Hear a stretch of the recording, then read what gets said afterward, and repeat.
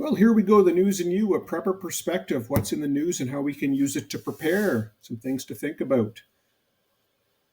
This is for November 6th. Why should you save for retirement if the world's going to end soon? Well, why should you prepare for any risk?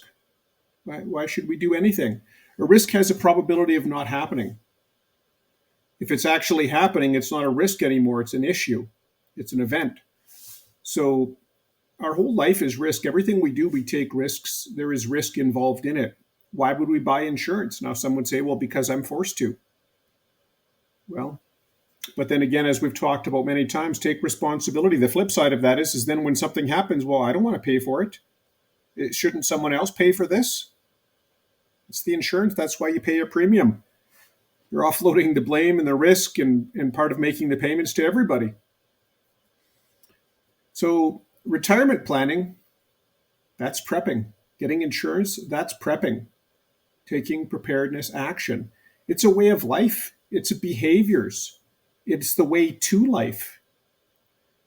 If we didn't prepare, we would die. If you look at, well, I'm not going to, I don't need any of this stuff. I can live off the land. Well, part of that is knowing what to eat. Do you have no shelter? Even if you're living in a cave, why are you living in the cave? Well, because it gets cold or hot out, and to mitigate overheating or freezing, you have taken the step, you have implemented the control of seeking shelter. So if we don't prepare, we die. If you don't eat, if you don't save food, if you don't stock up to certain extents, if you don't work enough to make money to do these things, even if you're homeless without a job, you are making decisions, you're making risk management decisions, and you're taking preparatory steps. And maybe it's not the actual world that's going to end. Maybe it's just the world as we know it. Some would argue that with Trump being president again now, the world as we know it is going to change. The world as we know it has changed and will continue to change. It has not ended. Did electricity change the world as we knew it? Computers, the internet, internal combustion engine, industrial revolution? Will artificial intelligence change it? We adapt, we move on. Couple worried they can't retire at 60.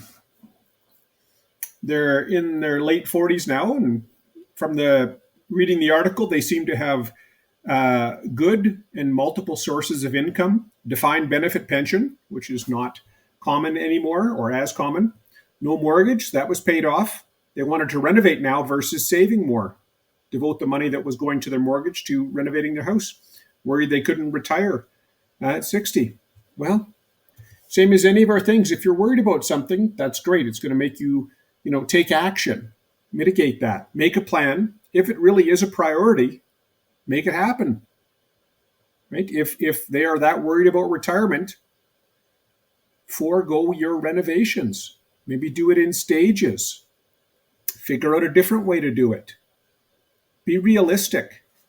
You may actually have to reduce your spending or alter your lifestyle now in order to achieve the lifestyle you want in retirement.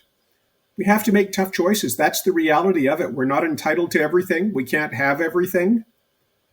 We have to make choices.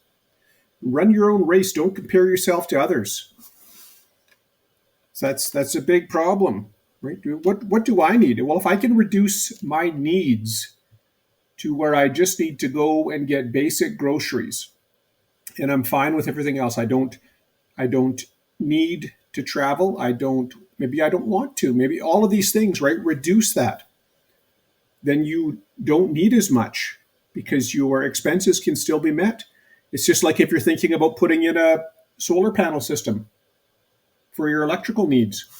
Start by looking at what are your needs. Can you reduce that?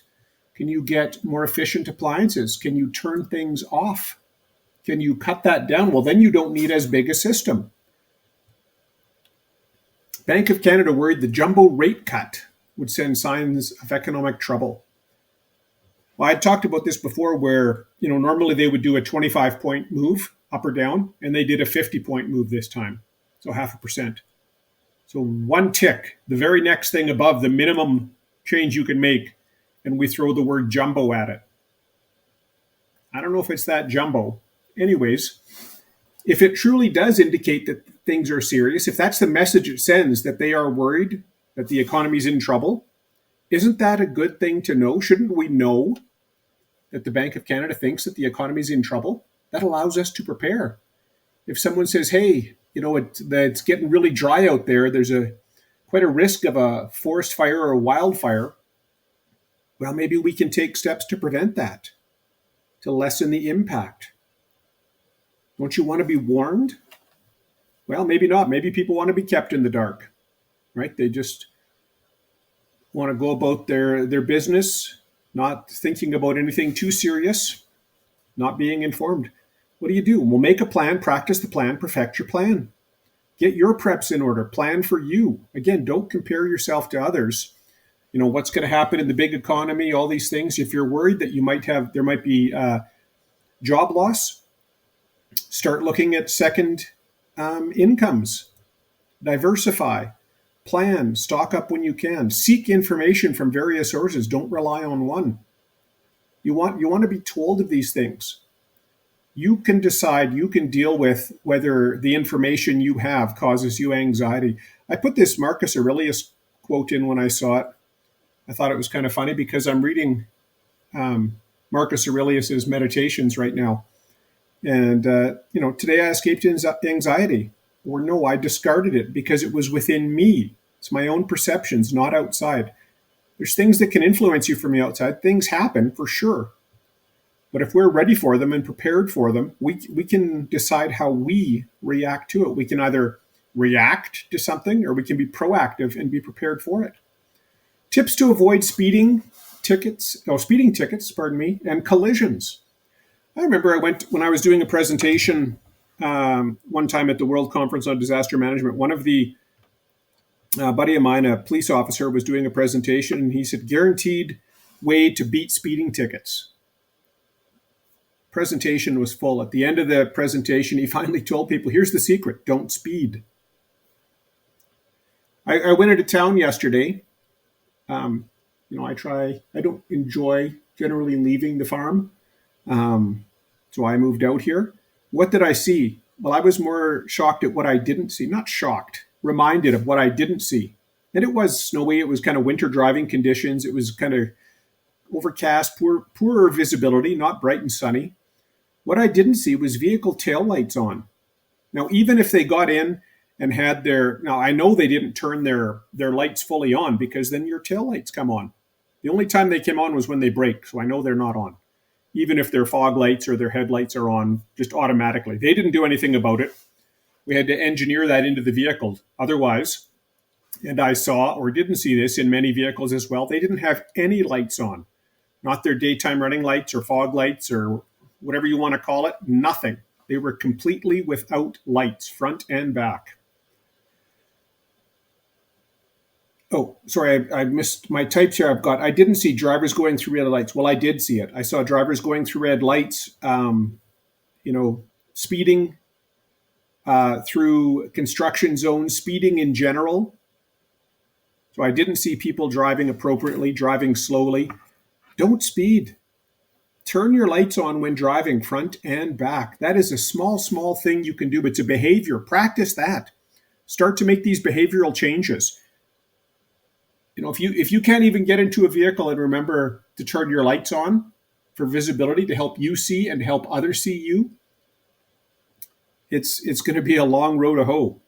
Obey traffic signs and signals. So don't go through red lights. Be alert. Don't be on your phone. Pull over and talk on it. Don't be on that. And you see all the super slow reaction times because people are all busy texting. I know everyone's very, very important. Even very important people I know who are on their way to do very important things can take the time to obey the laws, right? The cost benefit analysis doesn't play out in your favor. There's probably or very likely Nothing you're doing that's that important that risks not paying attention while you're driving a vehicle or walking, right? At least it doesn't matter what you're doing. If you're out and about, you know people aren't paying attention. Pay attention. Obey the signs. When I was a firefighter, we used to have quite often you'd drive the big aerial truck, and you'd get called to help with blocking traffic while the pumper crew or the ambulance was ahead. We've had people run into the back of the trucks, big giant fire truck with lights on and pylons angling people, indicating to go away. One fellow, when he had hit the truck, and we get out, he's still on his phone yelling at us because he's ran into our fire truck. He had 7 pylons stuck underneath his vehicle. Don't do it. Thanks very much. Talk to you soon.